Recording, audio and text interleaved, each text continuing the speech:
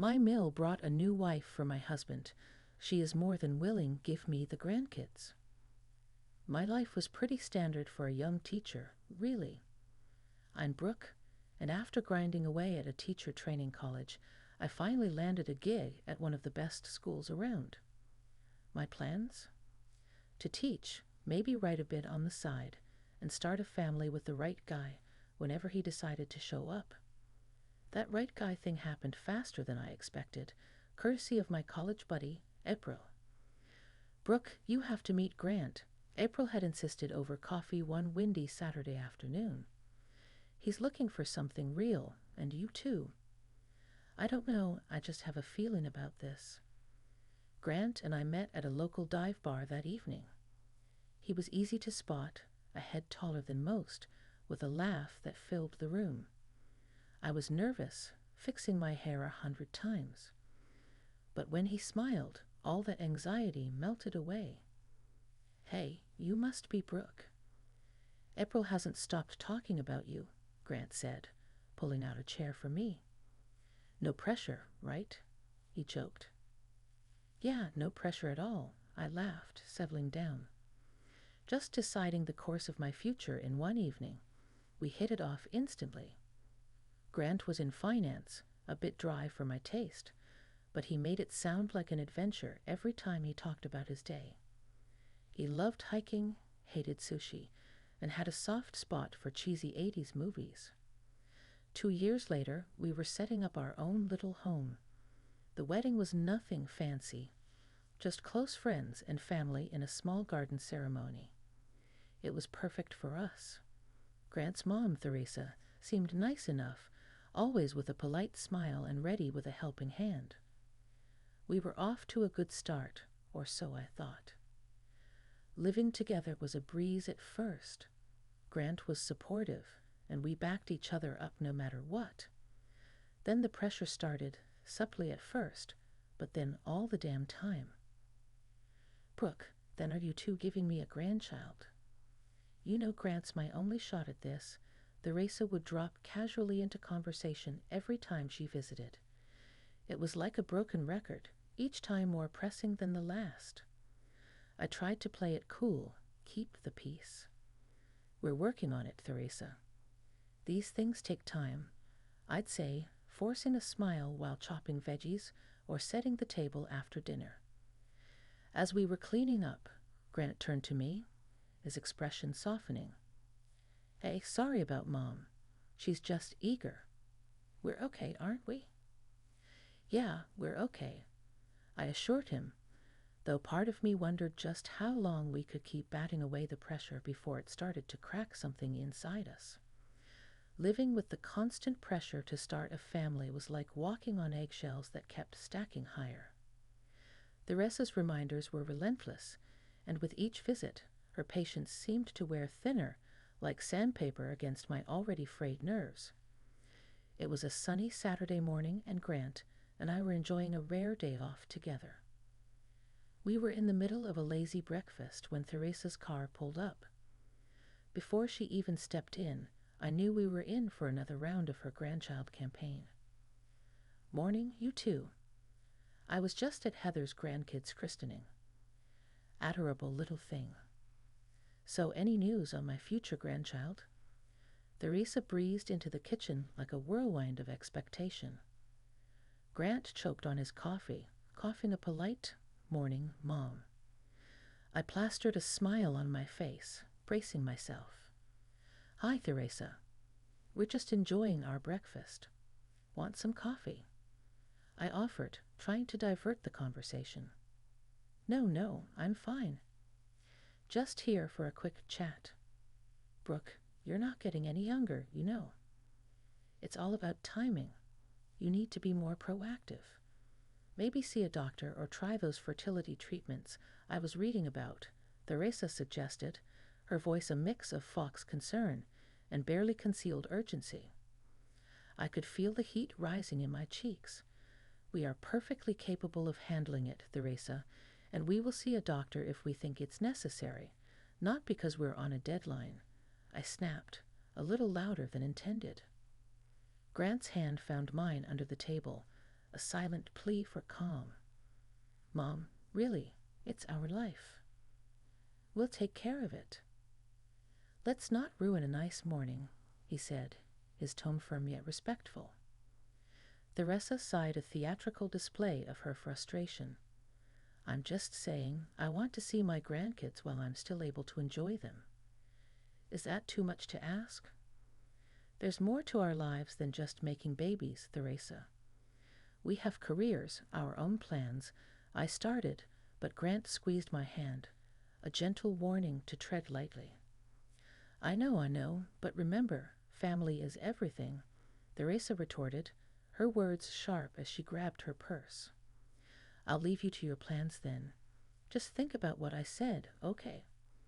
After she left, the tension lingered like a bad odor. Grant and I spent the rest of the morning in silence, each lost in our thoughts. It was clear Theresa's visits were becoming a battleground, and we were always on the defense. That evening, we decided to take a walk. Need to clear the air. She's my mom, and I love her, but I can't stand how she pushes us. It's like she's ticking boxes off some life checklist, Grant vented as we strolled through the park. I get it. She's excited, but it feels like she's more worried about being a grandma than our happiness or health, I replied, frustration simmering. It's like we're not real to her unless we produce a grandchild. We need to set some boundaries, Brooke. Next time she starts up, we need to be clear, firm, but clear, Grant said, his hand tightening around mine as we headed back home. The weight of our situation settled in my scrantach like a stone. Setting boundaries with Theresa was going to be tough, but necessary. I wasn't just fighting for our peace, I was fighting for our future, whatever it might hold. Finally, after all the trials and tense dinners, our biggest wish came true. I was pregnant. Grant and I were over the moon, floating on a kind of happy haze that felt almost unreal. But with our good news came the revival of Theresa's overbearing enthusiasm, dialed up to a whole new level. We had just started fixing up what would be the baby's room, painting the walls a gentle, calming color, and assembling a crib that took more patience than I thought I had. It was during one of those DIY afternoons that Theresa showed up unannounced, as usual, wearing a bright pink t-shirt that screamed future grandmother in bold, impossible-to-miss letters. Look at this, isn't it cute? Theresa beamed, stretching the fabric out for us to see. Got it, cuss Grant made. Theresa, could you maybe not announce it to everyone yet? We're still early in the process, and just trying to be cautious, I tried to sound as gentle as possible, hoping to temper her excitement without sparking an argument. Oh, honey, when you've got news this good, you shout it from the rooftops. Everyone's thrilled for us. Theresa's voice rose with each word, her excitement bubbling over like a pot left too long on the stove. The next few weeks were a blur of Theresa's constant check-ins. She was always calling or dropping by, armed with old wives' tales about pregnancy does and don'ts, making sure I ate this and avoided that, fussing over my schedule and sleep. It was suffocating. Theresa, I appreciate your help, really, but you hovering like this is stressing me out, I finally snapped one evening after she lectured me on the importance of prenatal yoga for the 10th time. The pressure didn't let up, though, and neither did my schedule. Balancing teaching with pregnancy wasn't easy, but I was determined to keep things as normal as possible. That is, until one day at school, halfway through explaining a math problem to my 4th graders, I felt a sharp pain that cut my sentence short. The room spun, the chalk slipped from my hand, and then darkness. I woke up in the hospital, the sterile smell of antiseptic flooding my senses before my eyes even opened. Grant was there, his face pale and drawn, holding my hand like it was a lifeline. The doctors, they had to do a surgery, he whispered, his voice cracking. It was serious, Brooke. You almost didn't. We lost the baby. The words hit like a physical blow, knocking the wind out of me. Tears streamed down my face, uncontrollable and bitter. I was alive, but at what cost? The doctor came in, his face somber as he adjusted his glasses. "Brooke, I'm afraid the complications were severe. You won't be able to have children in the future. This was a very rare and unfortunate situation." The room felt colder. The walls seemed to close in. I lay there in a hospital bed, the weight of this new reality settling heavily on my chest. Grant squeezed my hand, his presence a small comfort in the vast ocean of my grief. Just when I thought things couldn't get any worse, Theresa stormed into my hospital room like a whirlwind of misplaced anger and desperation. "I heard what happened. So, when are you trying again?" "We need to start planning," she blurted out the moment she entered, barely even acknowledging my state. I was still hooked to a drip, the dull throbbing in my abdomen a constant reminder of what I'd lost. "Theresa, I can't have children anymore. The surgery." My voice broke, the reality hitting me again like a cold wave. "What do you mean you can't?" "That's nonsense." Theresa's face turned a shade of red I'd never seen before. She stormed out of the room, presumably to find a doctor who would contradict the irreversible truth. Grant held my hand, his eyes filled with silent apologies for his mother's harshness. It wasn't long before Theresa returned, her fury now fueled by the confirmation of my condition. "They said what? This is absurd. You've taken away my chance to be a grandmother." She was yelling so loud that a nurse peeped inside, her eyes wide with concern.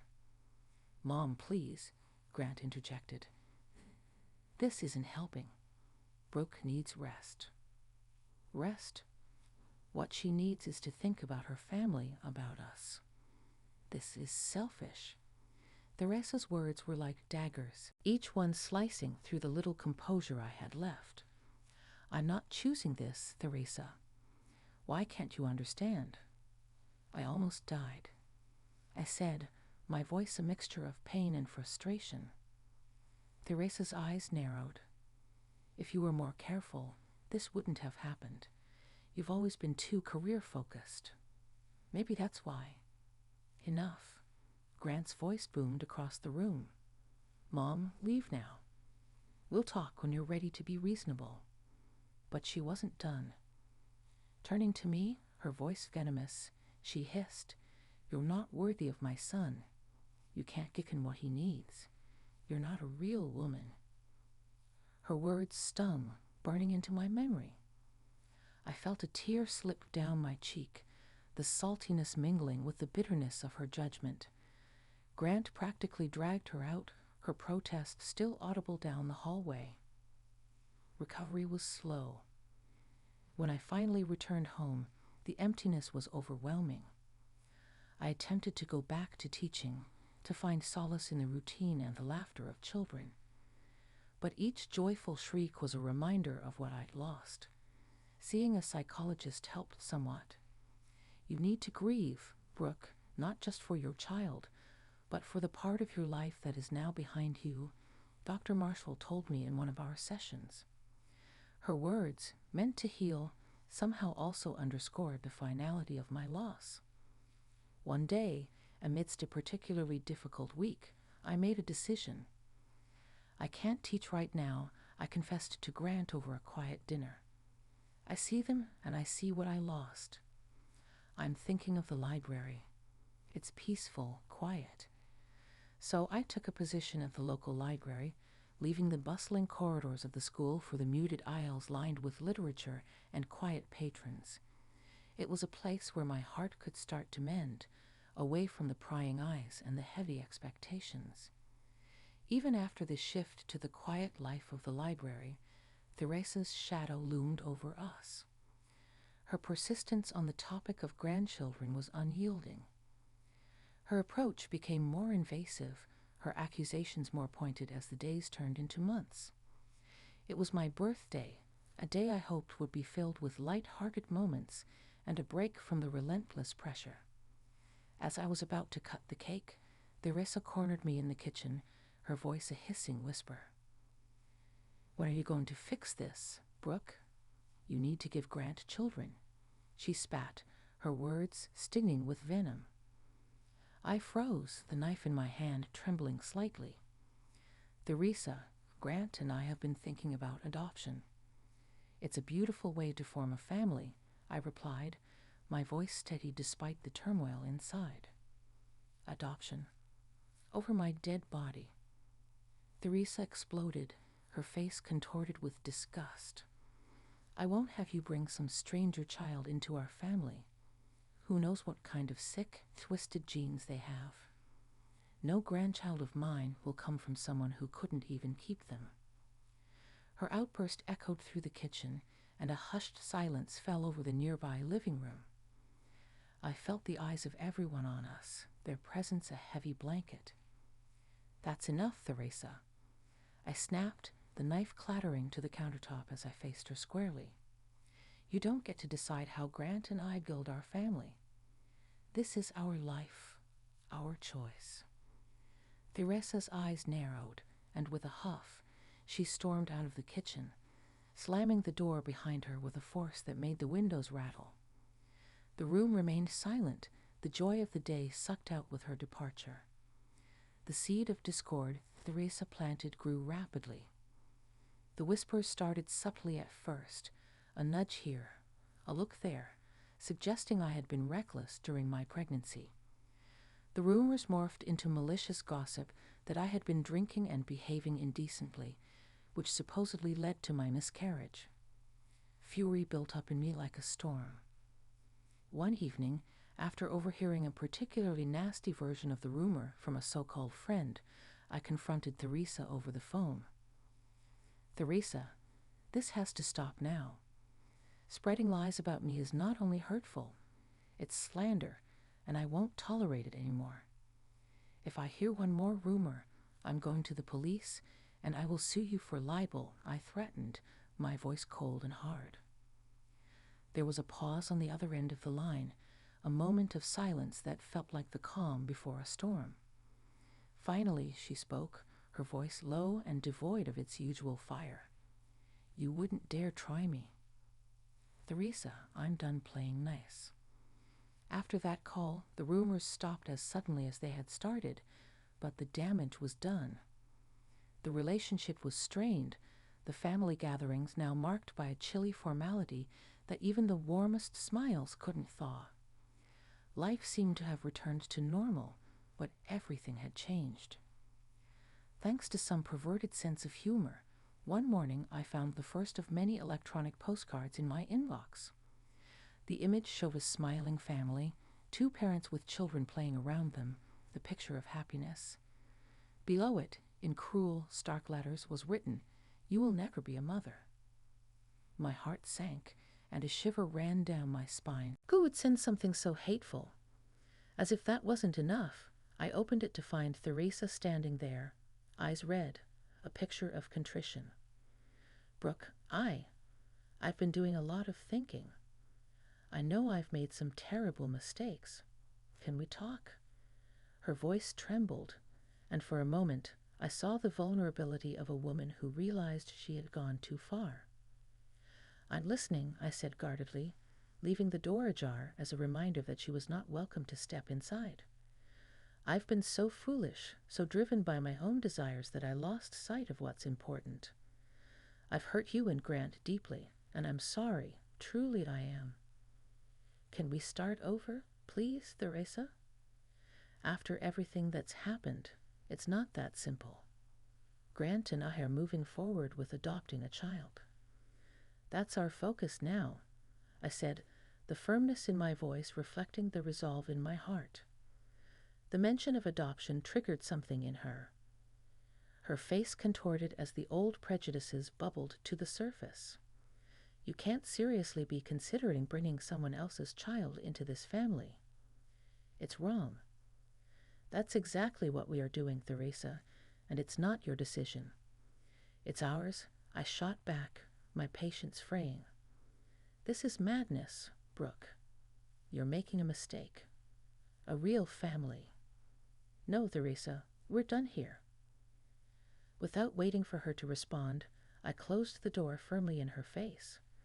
The click of the latch sounded like the final seal on our relationship. Inside, Grant was standing at the top of the stairs, having heard the exchange. "Everything okay?" he asked, coming down to join me. "I think it finally is," I said, leaning into his embrace. I told her we're adopting, and she didn't take it well. "It's really over this time." Grant nodded, his expression resolute. "Let's make it official then." Together, we blocked Theresa's number on our phones and sent messages to our friends and family explaining that we had decided to sever ties with her for the sake of our future family's peace and well-being. The adoption process moved forward, and each step brought with it a surge of excitement and anticipation. We filled out forms, attended interviews, and prepared a room filled with love and a promise of new beginnings. As the waiting drew to a close, I felt a pull towards my old life, the classroom. I returned to teaching, the joy of interacting with the children rekindling a light within me that had dimmed during those dark times. Standing in front of my class, I realized how much I had grown, how resilient I had become. The children's laughter echoed through the halls, a sweet sound that filled the empty spaces left by lost dreams. It reminded me that while some doors close, others open. And behind this new door was a future bright with the colors of hope and the laughter of a child who would call us Mom and Dad. We'd love to hear your thoughts. Please leave a comment below. Also, don't forget to subscribe for more awesome stories like this. Stay blessed and healthy. Thank you for watching, and see you in the next story.